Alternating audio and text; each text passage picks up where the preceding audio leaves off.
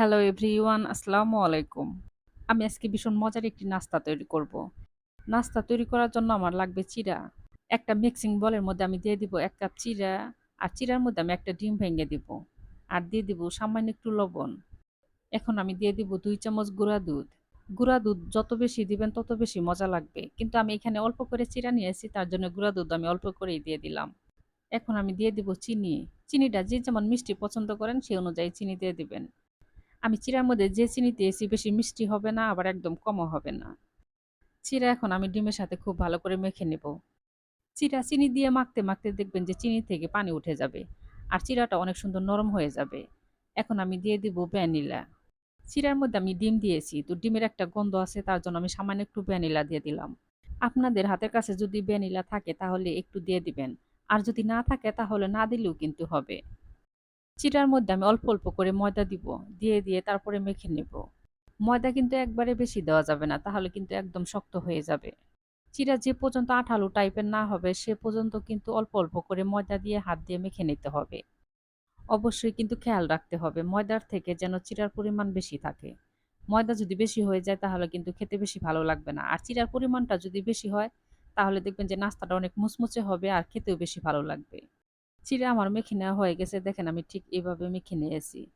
এখন আমি রুটির মতো বেলে নিব। চিড়ার উপরে আমি সামান্য একটু ময়দা দিছি যেন লেগে না ধরে। এখন আমি একটা বড় করে রুটির মতো করে বানিয়ে নিব।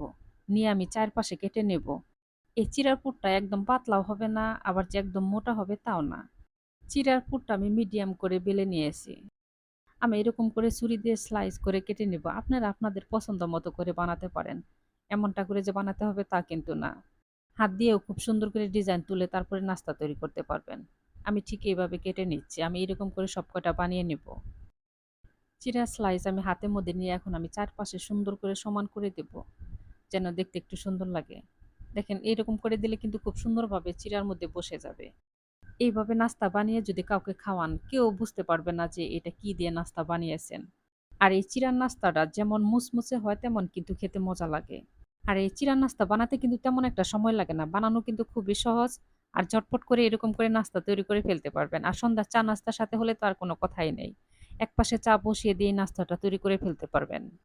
প্যানের মধ্যে আমি তেল আগেই গরম বসিয়েছিলাম। তেলের মধ্যে আমি এক এক করে সব কয়টা দিয়ে দিয়েছি। এখন চুলার জাল মাঝারি আঁচে রেখে তারপরে ভেজে নেব। এই নাস্তাটা যত আস্তে আস্তে ভাজবেন ততটাই মুচমুচে হবে।